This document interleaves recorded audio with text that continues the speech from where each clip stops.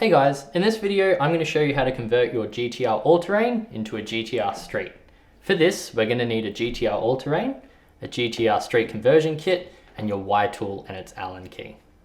So first thing we're going to do is we're going to open up the Street conversion kit and we're going to lay all the parts out.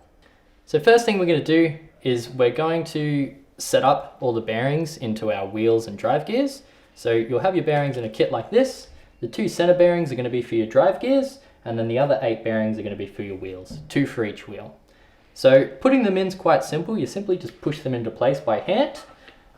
With the drive gear bearings, sometimes they can be quite tight, and I'll show you what to do there once we get to actually putting them on the board, but most of the time they'll just snap into place.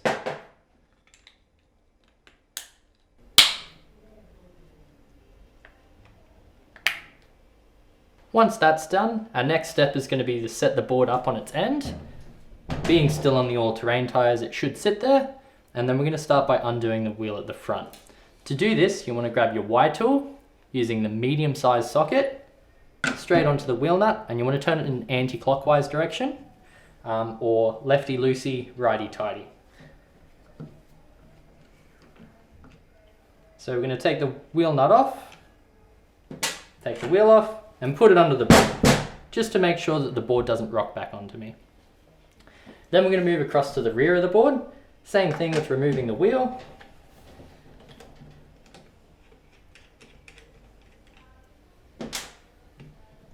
So for this one here, you can put your thumbs into the gaps in the wheel, push against the drive gear while pulling with your fingers on the actual tire itself. This may require a little bit of wiggling or a little bit of extra force just to get it off the drive gear. Next step is we're going to remove the belt cover. So we'll do this by getting our Allen key out of our Y tool, pushing it in down into these bolts, and then turning it in an anti-clockwise direction. So once again, lefty-loosey.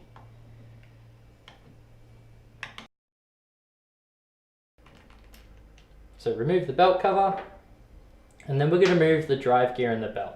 So we do this by rotating the drive gear as we pull it up.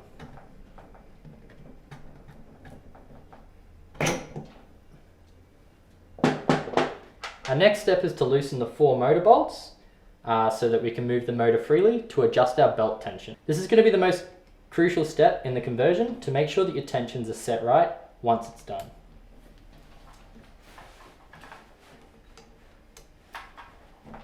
So undo the bolts and just make sure the motor moves freely. Our next step is we're going to grab our drive gear and our belt and we're going to put it on. Now, first thing we'll do just to make sure that the drive gear bearing is in place. So if you had trouble putting it on before, you want to slide it down into its place, and then you just want to push down and wriggle on the drive gear itself, and that'll push the bearing into place. Make sure it spins freely, and you'll know that everything's in the right spot. Then we want to put our belt on, and then slide it down over the gear. So we want to push the motor cog towards the gear so that the belt will slide down. And then once it's in place, we want to put one of our wheels on. Now the reason we do this is to make sure that the drive gear sits upright for when we do our belt tension. If you do it without it, you have the tendency to pull the belt and then you'll put your wheel back on and the belt tension will be too tight. So when doing our belt tension here, we want to use a thumb on the lower side of the motor and then our finger on the top of the motor plate to pull it.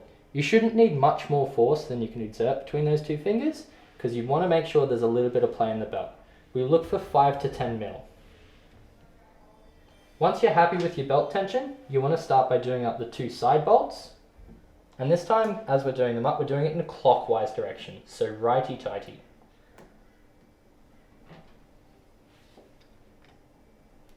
We want to check our belt tension again before removing our wheel and doing up the other 2 bolts.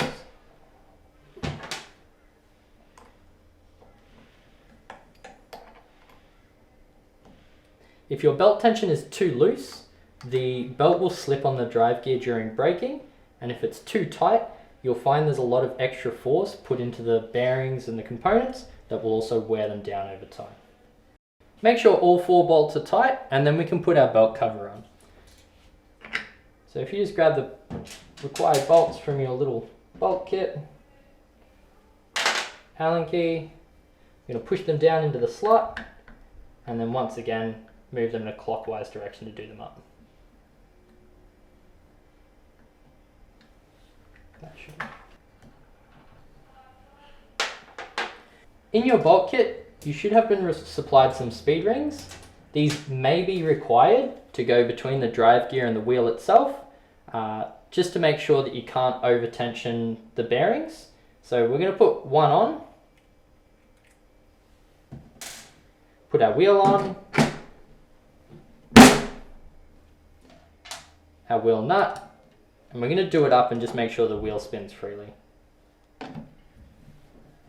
The speed rings may not be a necessity, but we do prefer to have them just as an added safety precaution.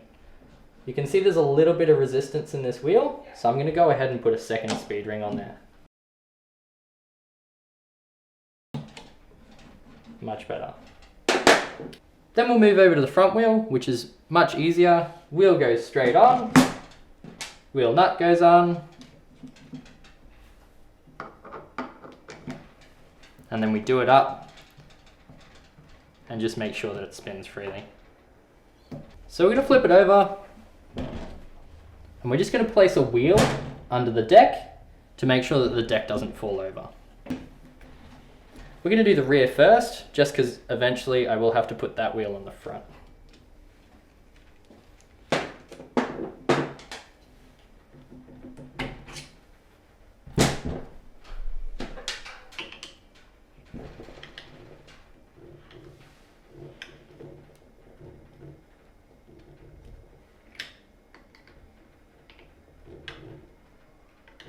Once that's on, that completes the street wheel conversion and you are ready to ride. I would recommend test riding first to make sure that the belts don't slip under heavy braking, but after that, you're all good to go.